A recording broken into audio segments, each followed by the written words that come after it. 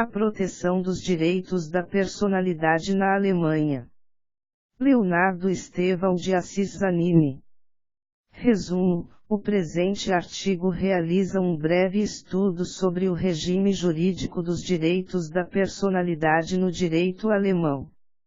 Trata-se de pesquisa que utiliza metodologia descritiva, baseada fundamentalmente na investigação bibliográfica e jurisprudencial.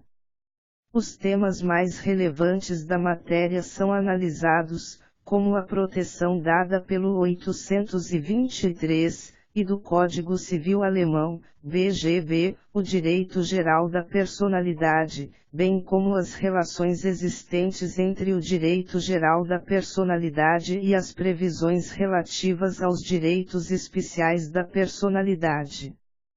O estudo deixa claro ao leitor a ideia de cooperação existente entre o direito geral da personalidade e os direitos especiais da personalidade, estes considerados como desdobramentos daquele. Merece ainda destaque a análise dos principais direitos especiais da personalidade: direito à voz, direito à imagem, direito ao nome, direito à honra, direito à privacidade e direito à autodeterminação informacional. Assim sendo, o objetivo desse trabalho não é uma pesquisa histórico e evolutiva dos direitos da personalidade na Alemanha, mas apresentar um breve panorama atual de proteção desses direitos naquele país. Introdução. A Alemanha é um dos países que deu grande contribuição para a constituição e o desenvolvimento dos direitos da personalidade. Os questionamentos doutrinários acerca da matéria já estavam presentes entre os estudiosos alemães do século XIX, lançando suas raízes no direito natural e na defesa dos direitos do ser humano em face do Estado. Todavia, sobre a evolução histórica desses direitos existem muitos ensaios publicados no Brasil e no exterior, pelo que não se pretende aqui a elaboração de mais um estudo nesse sentido. De fato, no presente artigo o objetivo é diverso, pois se procura apresentar um quadro geral e atualizado da matéria na Alemanha.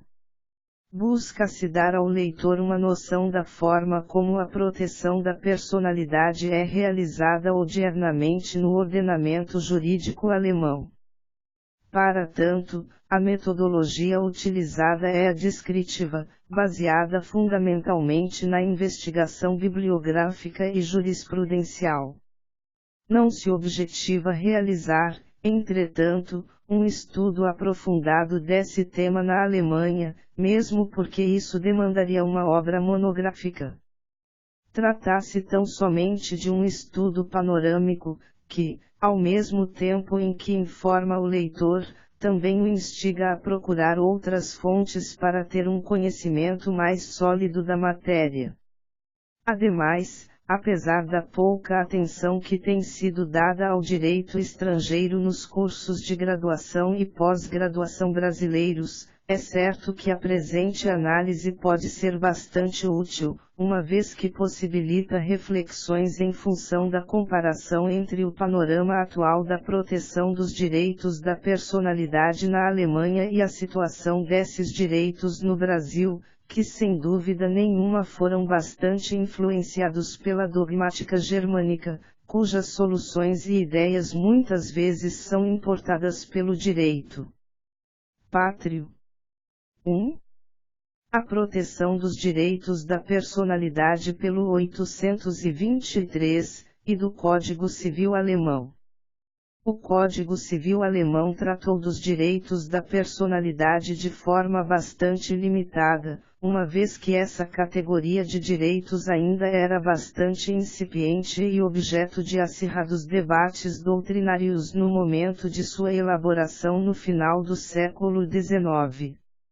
Entre as previsões atinentes aos direitos da personalidade está o 823, e do BGB, o qual dispõe que aquele que com intenção ou por negligência lesione ilegalmente a vida, o corpo, a saúde, a liberdade, a propriedade ou um outro direito de outra pessoa, será obrigado a reparar os danos resultantes. Nessa linha, a norma reprova a violação da vida, do corpo, da saúde e da liberdade de outrem, o que permite afirmar que toda pessoa tem direito à integridade de sua vida, de seu corpo, de sua saúde e de sua liberdade. Muitos autores discutem acerca da previsão do 823 e do BGB, questionando se a norma realmente teria tratado de direitos da personalidade ou se simplesmente teria cuidado de bens jurídicos, pois ninguém poderia ter direitos sobre si mesmo. A despeito desses questionamentos, a violação de direitos da personalidade é normalmente tratada em comentários e manuais quando da análise do 823 do BGB. A. Corpo e saúde. Em relação à violação do corpo e da saúde, é certo que em muitas situações existe uma proteção congruente, mas isso nem sempre ocorre. De fato, uma atuação sobre o corpo não necessariamente causa uma lesão à saúde, o que pode ser constatado quando alguém realiza um toque indesejado em outra pessoa. Por outro lado, também são admitidas interferências na saúde sem que haja violação corporal, sendo claramente justificável a previsão do 823 e do BGB ao tratar separadamente a saúde e o corpo. B. Vida. O direito à vida, Recht auf Leben, é violado pela prática de homicídio ou tentativa de homicídio. Em caso de falecimento em virtude do ato ilícito praticado, os herdeiros do falecido podem pleitear indenização com fundamento no 823 e do BGB. Vale notar ainda que o direito alemão admite que a morte de uma pessoa possa ocasionar lesão a direitos de um terceiro, o que sucederia, por exemplo, quando o esposo de uma mulher é morto por um concorrente de profissão, o que provoca um choque na viúva. Todavia, questiona-se na doutrina quais seriam as condições necessárias para que tal indenização seja devida. C. Liberdade. No que toca ao direito à liberdade, Recht auf Freiheit, considera a doutrina majoritária que o 823 e do BGB não guarda relação com a liberdade política, politische Freiheit, e nem com a liberdade ao desenvolvimento da personalidade, Freiheit auf Entfaltung der Persönlichkeit, garantia dirigida contra o Estado e prevista no art. 2, e da Lei Fundamental, GG. Da mesma forma que existe divergência entre o conceito constitucional de propriedade e o conceito de propriedade do direito civil, também há distinção entre o conceito constitucional de liberdade e aquele dado pelo 823 e do BGB. Nessa linha, a liberdade prevista no 823 e do BGB tem um sentido estrito e deve ser compreendida como liberdade de locomoção e de refutar qualquer violação física ou ameaça. Assim, essa liberdade é violada, por exemplo, com o encarceramento de uma pessoa ou quando, por meio de substâncias químicas, alguém perde sua capacidade de locomoção ou de manifestar livremente sua vontade. D. Nome. Tirante a previsão do 823, e, no que toca aos bens jurídicos ligados à pessoa, há ainda no BGB a previsão expressa da proteção ao nome, 12 do BGB, que é considerado um direito especial da personalidade. E, outras previsões da legislação extravagante. Fora do âmbito do BGB, existem leis especiais que ampliaram o espectro dos direitos da personalidade reconhecidos, como é o caso da proteção ao direito à própria imagem, Recht am Eigenbild, prevista no 22 e seguintes da Lei relativa ao direito de autor em obras de artes plásticas e de fotografia, Kunstgewerbegesetz, KUG, de 9 de janeiro de 1907. A proteção de dados pessoais é igualmente tutelada por legislação especial, Datenschutzgesetz. Ademais, a proteção da personalidade ainda é concedida no âmbito do direito de autor, particularmente no que toca aos direitos da personalidade do autor, o Urheberpersönlichkeitsrecht, que são considerados direitos especiais da personalidade, 11 da URG, haja vista que salvaguardam as criações do espírito. Assim sendo, outorga-se ao autor o direito de decidir sobre a publicação, 12 da URG, e a designação da obra, 13 da URG, bem como ele pode se opor a eventuais adulterações promovidas em sua criação, 14 da URG.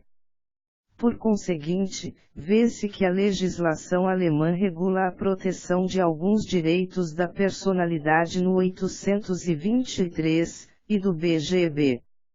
Em todo caso, os direitos não expressamente tutelados pelo referido artigo podem encontrar proteção em outra disposição do BGB, em legislação especial ou pela via do direito geral de personalidade.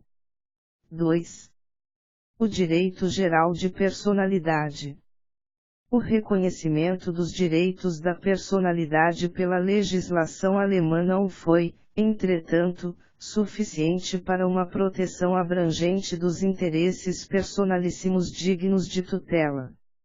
O desenvolvimento da mídia de massa, bem como de outras técnicas modernas, trouxeram consigo, mais recentemente, novas ameaças à personalidade.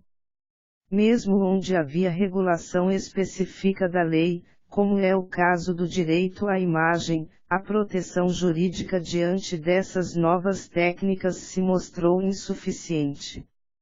Assim sendo, o aperfeiçoamento da proteção dos interesses da personalidade ficou a cargo da jurisprudência e da doutrina, que se concentraram na interpretação do 823 e do BGB. A formulação ou um outro direito, Oderensonstigungsrecht, presente no 823 e do BGB, teria dado a possibilidade de acrescentar mais posições legais protegidas aos direitos da personalidade ali mencionados, como seria o caso, por exemplo, do direito à voz. Os tribunais, entretanto, preferiram outro caminho para ampliar a proteção da personalidade. De fato, ao invés de multiplicar o número de direitos definidos de forma relativamente estreita, o Tribunal Federal de Justiça, BGH Bundesgerichtshof, desenvolveu um direito geral da personalidade, Allgemeines Persönlichkeitsrecht, definindo-o como um direito do indivíduo ao respeito de sua dignidade humana e de desenvolvimento de sua personalidade individual, Recht auf freie Entfaltung der Persönlichkeit. Assim sendo, o direito geral da personalidade derivou do conceito de dignidade da pessoa humana, art. 1º da Lei Fundamental, e do direito ao livre desenvolvimento da personalidade, art. 2º da Lei Fundamental. Foi reconhecido como um direito constitucionalmente garantido pela primeira vez no ano de 1954, com a célebre decisão do caso Leserbrief. Posteriormente, o direito geral da personalidade foi confirmado pelo Tribunal Federal Constitucional, BFG, mas não há que se confundir o direito geral da personalidade reconhecido no âmbito do direito civil com aquele reconhecido constitucionalmente como um direito fundamental. Nesse contexto, a construção do direito geral da personalidade deu margem para o reconhecimento de diferentes interesses da personalidade, os quais surgem particularmente diante de desenvolvimentos técnicos ou se apresentam como dignos de proteção. Realmente, com o advento da sociedade da informação, que proporcionou o aumento das possibilidades de intervenção na esfera privada das pessoas, bem como com a constante necessidade de obtenção de material sensacionalista por parte da indústria do entretenimento, apresentam-se novas necessidades de proteção, que podem contar com uma reação mais elástica e dinâmica em função do reconhecimento de um direito-fonte, que é o resto, de onde derivam vários direitos específicos individuais. Ademais, o direito geral da personalidade também se apresenta como um direito moldura, o que significa que ele somente descreve de forma aproximada o seu âmbito de proteção. Aliás, entende-se que a elasticidade do direito geral da personalidade apresenta também consideráveis vantagens no que toca à possibilidade de restrição. Não há dúvida que a proteção da personalidade de uma pessoa não é absoluta, encontrando limites nos direitos de outra pessoa. Realmente, os direitos da personalidade encontram frequentemente a concorrência de outros direitos e interesses em seu campo de atuação. Daí surge a questão acerca da existência, em um determinado caso concreto, de uma pretensão por violação do direito geral da personalidade, o que sempre dependerá de uma ponderação entre os direitos e interesses em contraposição. Desse modo, os tribunais alemães desenvolveram o princípio de que uma violação ao direito geral da personalidade não gera, por si só, presunção de ilegalidade. É que para se chegar à conclusão quanto à ocorrência de um ilícito, mister se faz a realização de um processo de ponderação, Güterabwägung. Assim sendo, somente se o direito da personalidade atingido sobrepuser o outro direito ou interesse em contraposição é que se poderá considerar a existência de uma conduta ilícita.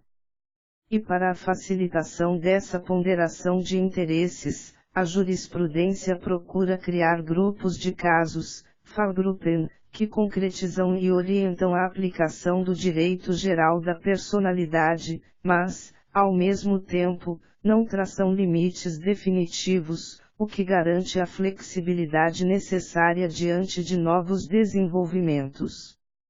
Ademais, em relação ao pagamento de indenização, a legislação alemã não prevê o cabimento de pretensão ao pagamento de danos morais, Schmerzensgeldanspruch, pela violação do direito geral da personalidade. Todavia, o reconhecimento do direito geral da personalidade levou à necessidade da existência de referida pretensão ao pagamento de danos morais, que é atualmente admitida mesmo estando em contradição com o disposto no 253 do BGB. E aqui vale observar que no direito alemão não existe uma regra geral como o art. 186 do CCB, que reconhece a ocorrência de ato ilícito e a necessidade de pagamento de indenização para qualquer tipo de dano, ainda que exclusivamente moral. Por derradeiro, vale ainda notar que os direitos não patrimoniais, existenciais, sob certas circunstâncias, podem continuar existindo para além da morte, postmortalis Persönlichkeitsrecht, o que é defendido pela doutrina majoritária. E sobre esse tema o BGH declarou que o âmbito de proteção dos direitos da personalidade póstumos também inclui interesses comerciais. 3. A relação entre o direito geral da personalidade e os direitos especiais da personalidade. No direito alemão existe a proteção da pessoa por meio do direito geral da personalidade, que foi amplamente reconhecido pela doutrina e jurisprudência, e pelos direitos especiais da personalidade, estes expressamente regulados pela legislação. O direito geral da personalidade constitui a base para a formação dos direitos especiais da personalidade, que podem ser considerados como desdobramento do direito geral da personalidade. Surge então uma relação entre o direito geral da personalidade e os direitos especiais da personalidade, de maneira que os últimos são considerados como se fossem leges specialis quando diante do direito geral da personalidade.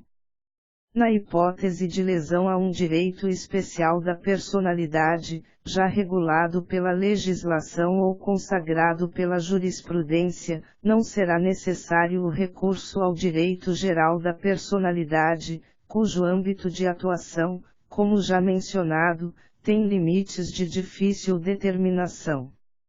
Todavia, caso a lesão não se relacione com um direito especial da personalidade, será então necessário verificar se houve lesão ao direito geral da personalidade, que tem exatamente a função de tutelar as lacunas decorrentes dos novos desenvolvimentos. É assim que se dá a relação entre o direito geral da personalidade e os direitos especiais da personalidade. 4. Direitos da personalidade especialmente protegidos. 4.1. Direito à própria imagem. Em relação ao direito à imagem, Recta Eigenbild, a lei relativa ao direito de autor em obras de artes plásticas e de fotografia, Kunstgewerbegesetz, KUG, de 9 de janeiro de 1907, consagra, em seu 22, o princípio da proibição do retrato sem consentimento. Isso significa que a lei exige, para que uma imagem possa ser difundida ou exibida publicamente, que a pessoa retratada tenha previamente consentido, presumindo-se o consentimento, em caso de dúvida, quando há o pagamento de remuneração. O 22.3 da KUG reconhece ainda um direito póstumo à própria imagem, estabelecendo que na hipótese de falecimento do fotografado, é necessário o consentimento de seus familiares nos 10 primeiros anos após a morte. Todavia, decorrido esse prazo de 10 anos, ainda é possível a proteção da imagem do falecido pelo direito geral da personalidade, mas isso se dá de forma excepcional e menos rigorosa. O princípio que proíbe a reprodução da imagem sem consentimento encontra algumas exceções enumeradas pela lei. Entre essas exceções o 23.1 da KUG estabelece que é desnecessário o consentimento para divulgação e exibição da imagem de pessoas que fazem parte da história contemporânea, o que compreende aquelas pessoas cuja atividade seja considerada, ainda que transitoriamente, de interesse público. Entre as personalidades da história contemporânea, Person der Zeitgeschichte, em sentido absoluto, normalmente são incluídos os políticos, governantes, monarcas e religiosos de grande importância, bem como os esportistas, atores, artistas, cientistas e inventores de excepcional destaque. Como personalidades da história contemporânea, em sentido relativo, a doutrina classifica pessoas que praticaram ou são suspeitas de ter praticado um crime, testemunhas e até mesmo advogados. Outrosim, o mencionado 23 ainda excepciona as imagens nas quais, a. As pessoas fotografadas apenas aparecem em segundo plano junto a uma paisagem ou outro local, b. Haja um grande interesse artístico em sua exposição, c. As pessoas são meramente participantes de eventos de massa. E no 24 da KUG ainda se permite a reprodução da imagem quando diz respeito a necessidades atinentes à administração da justiça e da segurança pública. As exceções à regra geral ainda levam em conta a existência de eventual interesse legítimo do fotografado, 23, 2 da KUG, o que consistiria em uma exceção da exceção. É dizer, a exceção quanto à necessidade de consentimento do fotografado não tem validade se seu interesse legítimo for lesionado, como é o caso em que a imagem lesiona a honra, sentimentos religiosos ou tenha objetivos comerciais. Ademais, foi criado um tipo penal no Código Penal alemão para a proteção da imagem, do 101º Street GB, que pune com pena privativa de liberdade de até 1 ano ou com multa, a conduta daquele que produzir ou transmitir fotos não autorizadas de uma outra pessoa, que se encontre em uma habitação ou em um local especialmente protegido contra a vista, ferindo, com isso, a esfera estritamente pessoal de sua vida. Como todas essas regras ainda são consideradas insuficientes para a proteção da imagem na Alemanha, particularmente pelo fato de não resguardarem juridicamente a pessoa contra a simples captação e produção da sua imagem, a jurisprudência considera o direito à própria imagem como um fragmento e uma manifestação particular do direito geral da personalidade. Dessa forma, a captação e a produção não autorizada da imagem alheia, apesar de não encontrarem previsão expressa na lei, são tuteladas pelo direito geral da personalidade. Em relação à possibilidade de utilização da imagem pela imprensa em cobertura jornalística, atualmente os tribunais alemães não têm recorrido apenas ao texto do 23 da KUG para solucionar questões atinentes à falta de consentimento do titular da imagem. Pelo contrário, faz-se mister, em cada caso concreto, uma ponderação entre o interesse de informação do público e o interesse de proteção da esfera privada da pessoa cuja imagem foi utilizada. Realmente, é muito discutida a ponderação entre a proteção da vida privada de indivíduos considerados personalidades da história contemporânea e a liberdade de imprensa, chegando-se à conclusão que é necessário observar se o assunto diz respeito ao interesse público, pois assim a pretensão do público à informação é atendida e se contribui para a formação da opinião pública.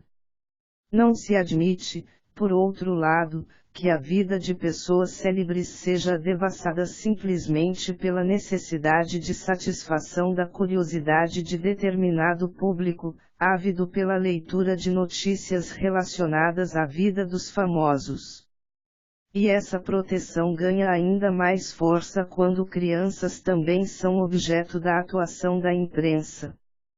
Caso haja a utilização da imagem de uma pessoa, sem o seu consentimento, para fins publicitários, certamente ocorrerá violação do direito à imagem. Isso se dá porque os direitos da personalidade garantem ao seu titular o poder de decidir em que contexto serão colocadas à disposição, particularmente no que toca aos fins publicitários. Todavia, esse correto posicionamento acima exposto em relação à publicidade é relativizado. Isso sucede quando a publicidade afeta apenas o direito civil, não atingindo a proteção dada pela Constituição ao componente patrimonial dos direitos da personalidade. Trata-se de situação bastante peculiar, que já foi admitida pelo Tribunal Federal de Justiça, BGH, Bundesgerichtshof, quando a imprensa produz propaganda de um meio de comunicação usando a foto de uma celebridade, como, por exemplo, a publicidade de um jornal com um título fictício e a fotografia de uma celebridade na capa, sem ter obtido o seu consentimento para tanto. Em todo caso, parece que esse posicionamento jurisprudencial ameaça a identidade de conhecidas personalidades de maneira preocupante, ao garantir o acesso sem licença à indústria da publicidade. 4.2. Direito à própria voz. O direito à própria voz, rectandere eigenstime, proíbe a produção e a utilização da voz de uma pessoa, que foi fixada em um suporte material, sem o seu consentimento. Esse direito fundamenta-se no direito geral da personalidade, é tutelado pelo 823, segunda do BGB e ainda conta com proteção no âmbito do direito penal, 201 Street GB. Assim sendo, não são admitidas as gravações secretas, mesmo se a conversa gravada se referir apenas a questões profissionais. Também chamadas telefônicas não podem ser gravadas sem o consentimento dos participantes da chamada. E a mesma proibição vale em relação ao participante da conversa que, sem o conhecimento e aprovação do interlocutor, permite que terceiro a escute. Todavia, eventualmente gravações secretas, sem o consentimento dos participantes, podem ser justificadas do ponto de vista da legítima defesa ou de situações assemelhadas à legítima defesa. Em relação aos registros escritos de conversações, em princípio não há que se falar em violação do direito à própria voz, mas é possível que venham provocar lesão a outros direitos da personalidade, como é o caso de uma invasão da esfera privada da pessoa. 4.3 Direito ao próprio nome. O nome constitui um fragmento da personalidade de uma pessoa, Tildespersönlichkeitsrechtseinungsmen, servindo para a sua identificação e individualização. Constitui um direito absoluto da personalidade, cuja função principal é distinguir uma pessoa das outras. Ainda, esse direito especial da personalidade garante ao titular do nome um direito subjetivo à sua utilização. A legislação alemã regula expressamente essa designação contínua de uma pessoa, que é composta por diferentes tipos de nomes, sendo o prenome, Vorname, e o sobrenome, Familienname, os mais comuns. O sobrenome é adquirido conforme as regras do direito de família, 1355, 1616, 1720, 1737 e 1757 do BGB, enquanto o prenome é dado à criança pelos pais, 1626 do BGB. Além do prenome e do sobrenome, as denominações de nobreza também podem integrar o nome de uma pessoa, mas elas não podem ser mais conferidas. A jurisprudência alemã ainda reconhece o nome artístico, Pseudônimo, como extensão do nome civil, garantindo-lhe proteção. Por outro lado, é curioso observar que no direito alemão os títulos acadêmicos, particularmente o título de doutor, apesar de não integrarem o nome da pessoa, podem ser incluídos em seus registros civis. O interesse do titular do nome em utilizá-lo de forma exclusiva e sem oposição, como foi mencionado, está previsto no 12 do BGB, que resguarda o direito ao próprio nome, recta eigennamen, e autoriza o ajuizamento de pretensões para a sua defesa. Isso se justifica pelo fato de que o nome está associado à própria personalidade, abrangendo características essenciais do indivíduo, como é o caso, por exemplo, da sua reputação, da sua profissão, de suas atividades esportivas e artísticas, etc. Em contrapartida, não há que se falar, pelo menos em princípio, em proteção somente do prenome, pois ele não seria suficiente para a individualização de uma pessoa. Todavia, a proteção do prenome certamente existirá se bastar para a individualização. Assim, o direito ao próprio nome contém o direito da pessoa a usar seu nome sem impedimentos, b. excluir outras pessoas do seu uso não autorizado. Além disso, a jurisprudência ainda incluiu o direito ao nome no âmbito do direito geral da personalidade, de maneira que um dano causado ao nome pode levar ao ajuizamento de ação de indenização com fundamento no 823, e do BGB. O direito ao nome é particularmente ameaçado pelo fato de que a indústria da publicidade procura utilizar a eficácia pública de nomes conhecidos, mas nem sempre procura obter o consentimento do titular do nome a ser utilizado.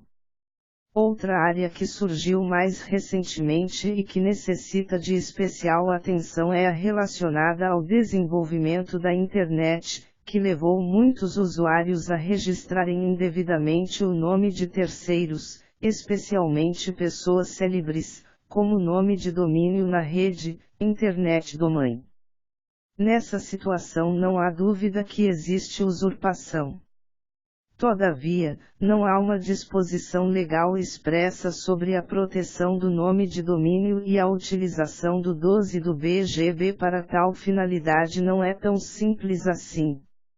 Nesse contexto, o BGH considera que o nome de domínio pode ser tutelado pelo direito ao próprio nome quando o nome da pessoa afetada não é utilizado comercialmente, pois se houver utilização comercial deve ser utilizada a legislação sobre marcas, Marken-G. Os tribunais alemães ainda levam em conta quem registrou primeiro o nome de domínio, mas reconhecem a existência de prioridade em favor de marcas e empresas de renome. A interpretação do direito ao nome como uma manifestação do direito geral da personalidade permite o estabelecimento dos seus limites de proteção por meio da ponderação entre os interesses em oposição. A temática da ponderação ganha especial pertinência na medida em que existem decisões judiciais, de forma semelhante ao que sucede com o direito à própria imagem, distinguindo entre um componente ideal e um componente patrimonial do direito ao nome. Nessa linha, entende-se que somente o componente ideal do nome teria proteção constitucional, enquanto o componente patrimonial teria tutela fundada meramente no direito civil. Assim sendo, na hipótese de utilização do nome de uma pessoa célebre em um anúncio publicitário, seria possível se justificar tal utilização por meio da liberdade de manifestação, desde que a atuação em questão atinja apenas o componente patrimonial do direito ao nome. Todavia, haverá ato ilícito se o prestígio ou valores publicitários relacionados ao nome da pessoa são empregados sem seu consentimento, bem como quando é dada a impressão que a pessoa se identifica com determinado produto. E aqui é seguido o princípio dos direitos da personalidade que garante à pessoa decidir de que maneira a própria identidade ou a própria imagem serão colocadas à disposição para fins de publicidade. Ademais, vale notar que o direito alemão admite proteção do nome do falecido com fundamento na violação do direito póstumo da personalidade. Outorga-se ainda aos sucessores do falecido a utilização do componente patrimonial do nome por 10 anos após o passamento. 4.4. A honra. A honra não é mencionada como um bem jurídico protegido pelo 823, 1 do BGB. Apesar disso, o direito alemão tutela o direito à honra no âmbito do direito geral da personalidade, salvaguardando o interesse de uma pessoa à sua boa fama e ao seu reconhecimento social. Assim, não se permite que uma pessoa tenha sua honra ou reputação social diminuída, ou seja, apresentada de maneira negativa, ilícita e injustificada. Logicamente, a reputação que cada pessoa possui depende de seu comportamento social e da livre valoração dos seus concidadãos. Ademais, a defesa da honra se limita a determinadas formas de violação condenadas pelo direito, havendo, nesse ponto, uma relação próxima entre o direito penal e o direito civil, particularmente no que toca aos tipos penais previstos nos 185 e seguintes do Código Penal alemão. Assim, a honra é elemento de proteção tanto pelo direito civil, 823, 2 do BGB, como pelo direito penal. Em relação à honra deve ficar claro que nem toda atuação que atingir a reputação de uma pessoa pode ser classificada como comportamento contrário ao direito. Realmente, sempre será necessária uma ponderação entre os interesses em jogo, ou seja, entre a reputação de uma pessoa e a liberdade das demais. Nesse sentido, pode-se pensar numa situação em que um autor publica um livro e, após a publicação, um crítico literário tece fortes críticas ao trabalho, que acabam reduzindo sensivelmente as vendas da obra. Questiona-se então se haveria algum tipo de violação da honra, bem como se caberia indenização, o que certamente dependerá da ponderação do ocorrido no caso concreto. Em favor das críticas existem as garantias constitucionais da liberdade de manifestação, da liberdade de imprensa, art. 5, e 1 da Lei Fundamental, e da liberdade artística, art. 5, terceira, 1 da Lei Fundamental, pois a crítica é considerada um trabalho artístico. Assim sendo, se a crítica não for dirigida à pessoa, mas sim ao trabalho literário publicado, não há que se falar em violação da honra. Em se tratando de uma crítica objetiva à obra, que não constitui nenhuma ofensa à honra, o crítico está certamente protegido pela liberdade de manifestação. Por outro lado, aquele que publica um trabalho deve estar aberto a eventuais críticas. Desse modo, se a honra for violada por insultos, calúnias ou críticas excessivas em público, caberá pretensão ao pagamento de indenização. 4.5. A proteção da vida privada. Toda pessoa tem direito de conduzir e organizar sua vida privada sem a observação ou a interferência de outras pessoas. A chamada esfera privada forma uma área de proteção particular da autodeterminação e da autorrealização de uma pessoa, a qual conta com proteção constitucional. A esfera privada da pessoa é protegida pela Lei Fundamental Alemã, art. 1, e art. 2, e da Lei Fundamental, garantindo-se o direito de permanecer só, de tomar suas próprias decisões, bem como de não ser afetado por qualquer tipo de intervenção. Ainda, também se extrai a proteção da esfera privada do art. 8 da Convenção Europeia de Direitos Humanos. Nesse contexto, o direito alemão reconhece a existência de várias esferas de proteção no âmbito do direito à vida privada. Essas diferentes esferas foram apresentadas pela teoria das esferas, Sphärentheorie, desenvolvida por Ubman e posteriormente reconstruída por diversos autores. Conforme ensina Ubman, a vida das pessoas se realiza em diferentes esferas de proteção, as quais abrangem os valores próprios da personalidade e seriam suficientes para sua tutela. Assim sendo, o autor reconhece a existência de 3 esferas, cuja intensidade da proteção será maior ou menor na medida em que uma lesão ocorra em uma esfera mais exterior ou mais interior da personalidade. Nessa linha, o estudioso considerou a esfera individual, Individualsphäre, como a mais exterior e menos protegida, classificando, por outro lado, a esfera secreta, Geheimsphäre, como a mais interior e melhor tutelada. Entre as duas esferas mencionadas, o estudioso colocou a esfera privada, Privatsphäre. Atualmente, entre os autores alemães predomina o reconhecimento de 3 esferas, que são a esfera íntima, b. a esfera privada, c. a esfera pública. Considera-se intangível a esfera mais interior da vida de uma pessoa, o mesmo não ocorrendo em relação à esfera privada que se situa fora desse núcleo intangível. A intangibilidade da esfera mais interna é consagrada pela dignidade da pessoa humana, art. 1 da Lei Fundamental, que lhe dá proteção absoluta. Ao núcleo central intangível pertencem basicamente as formas de expressão da sexualidade. As demais esferas, por seu turno, têm proteção relativizada contra interesses de posição similar ou superior.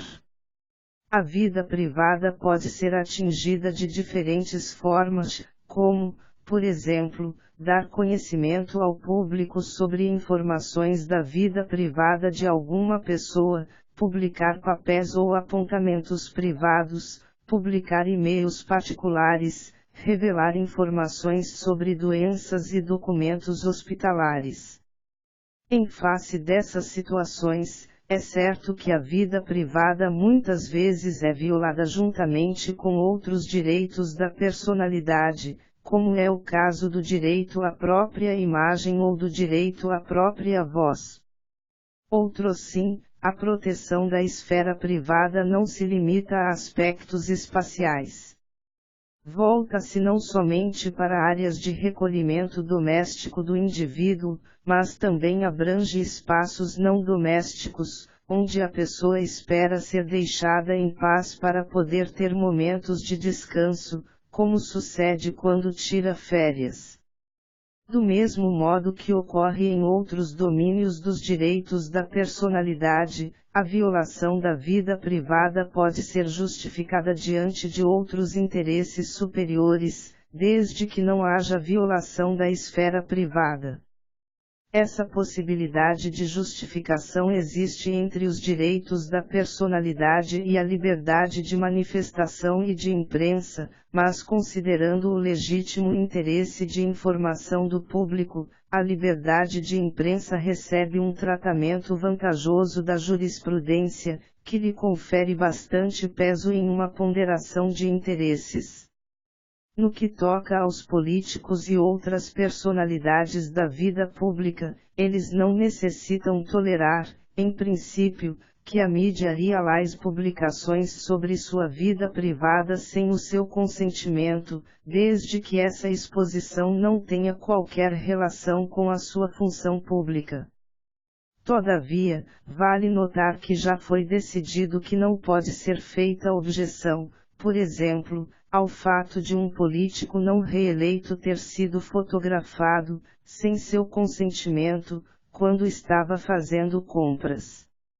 De acordo com a jurisprudência, o interesse de informação do público, especialmente no que diz respeito aos políticos, não se limita a comportamentos jurídica ou moralmente condenáveis, mas a normalidade da vida cotidiana pode também ser levada a conhecimento do público, desde que isso sirva para formar opinião sobre questões de interesse geral. Assim sendo, no caso concreto, é sempre necessário analisar o interesse público a ser debatido, ou seja, se há uma cobertura séria e objetiva da mídia ou se trata apenas de reportagem feita para satisfazer a curiosidade das pessoas acerca de assuntos privados de celebridades. Por outro lado, muitas vezes sucede da própria pessoa célebre divulgar informações sobre sua vida privada na mídia, o que acaba relativizando a proteção da esfera privada.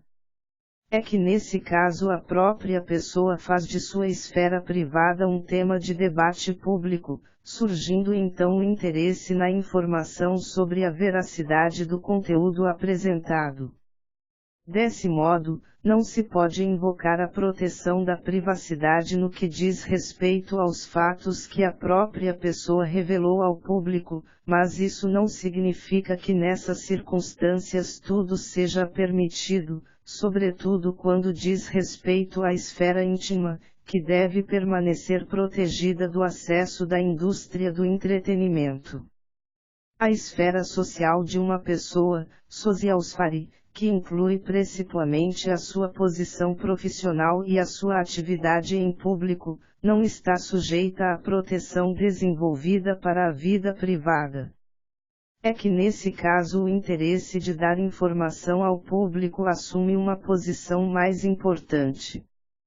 Todavia, admite-se que uma reportagem sobre a esfera social também viole direitos da personalidade, se tiver consequências graves para a pessoa afetada, se esta for, por exemplo, estigmatizada ou excluída socialmente. Questiona-se em que medida a imprensa pode informar sobre a participação de pessoas célebres em eventos públicos. Conforme interpretação do Tribunal Federal Constitucional, esse tipo de cobertura da mídia é admissível, mesmo sem o consentimento da pessoa em causa, mas para isso é necessário que a cobertura seja esperada devido ao interesse público do evento. Ademais, é interessante notar que os tribunais concedem um alcance mais amplo à proteção da personalidade quando está em jogo a publicação de imagens do que quando se trata de mera publicação de texto escrito. Por conseguinte, diante de todo esse quadro apresentado, é certo que a ponderação de interesses é bastante difícil nos casos concretos, particularmente em função da amplitude e da vagueza dos conceitos analisados. Todavia, na prática, não obstante a evidente variedade de assuntos, as decisões judiciais dão razoável estabilidade à proteção da vida privada. 4.6. O direito à autodeterminação informacional. Os dados pessoais não podem ser obtidos, armazenados, trabalhados ou utilizados sem o conhecimento e o consentimento da pessoa a qual dizem respeito, mesmo que não pertençam à esfera privada. Com efeito, assevera-se que o direito à proteção de dados, Datensrecht, se tornou um ramo próprio do direito. O direito à autodeterminação informacional, Recht auf informationelle Selbstbestimmung, foi desenvolvido pela Corte Constitucional Alemã, BERF, no caso envolvendo o recenseamento da população, Volkszählung, sendo reconhecido como componente do direito geral da personalidade. Em princípio, cabe a cada pessoa decidir se aceita, o momento em que isso ocorrerá e sob quais limites seus dados pessoais poderão ser utilizados e tornados públicos. E da mesma forma que sucede com os outros direitos da personalidade, no caso da autodeterminação informacional também é necessária uma ponderação dos interesses que se opõem, especialmente diante da liberdade de manifestação e da liberdade de imprensa. Partindo da tutela constitucional da personalidade, art. 2, 1 e art. 1 da Lei Fundamental, a proteção de dados é garantida pela Lei Federal relativa à proteção contra a utilização abusiva de dados pessoais no tratamento de dados, Gesetzesumschutzvormisbrauchspersonen besogenerdeitung bei der Datenverarbeitung Bundesdatenschutzgesetz BDSG, bem como pelas leis estaduais de proteção de dados, Landesdatenschutzgesetz. Também existem previsões sobre a proteção de dados em outras leis especiais, como as leis policiais, Polizeigesetz. A Lei Federal, BDSG, concede às pessoas afetadas o direito de notificação e de informação e, além disso, de correção de dados falsos, bem como de bloqueio e de supressão de dados. Órgãos públicos somente podem coletar, armazenar, alterar ou utilizar dados para fins permitidos em lei. Referida lei concede direito de indenização, independentemente de culpa, se uma pessoa afetada tiver sofrido danos pelo recolhimento, processamento ou utilização de dados pessoais automatizados, inadmissíveis ou incorretos, por parte de um órgão público. Ademais, regras rigorosas valem igualmente para os entes não estatais, que somente podem trabalhar com os dados autorizados e para as finalidades consentidas pelas pessoas afetadas. 5. Considerações finais. A construção do direito geral de personalidade, cujo reconhecimento foi rejeitado pelos autores do BGB, foi frequente alvo de críticas. A sua desvantagem é a ausência de contornos claros. É que os campos de aplicação se sobrepõem, isto é, a proteção jurídica esbarra nos interesses legítimos de terceiros, o que é bastante difícil de resolver. Por outro lado, os desenvolvimentos técnicos, científicos e médicos criam continuamente, em uma velocidade sem precedentes, novas ameaças à personalidade humana, o que não é resolvido adequadamente pelo legislador, não restando outro caminho senão a via do direito geral da personalidade. De fato, esse direito permite acompanhar o desenvolvimento técnico de uma forma mais elástica, pelo que se pode dizer que o desenvolvimento do direito geral da personalidade também está em constante evolução.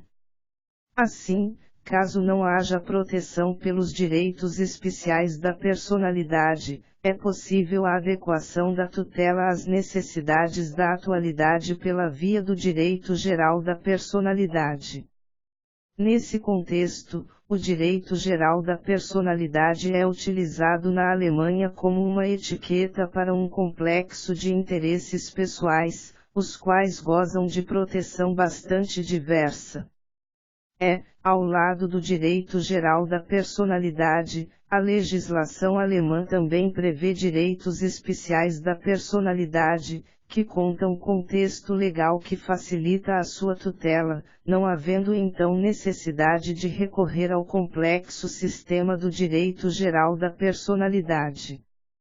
Por conseguinte, a tutela dos direitos da personalidade atualmente na Alemanha se dá por meio desse sistema, que conjuga o direito geral personalidade com os direitos especiais da personalidade, tudo tendo em vista a adequação da proteção da personalidade às exigências da sociedade da informação.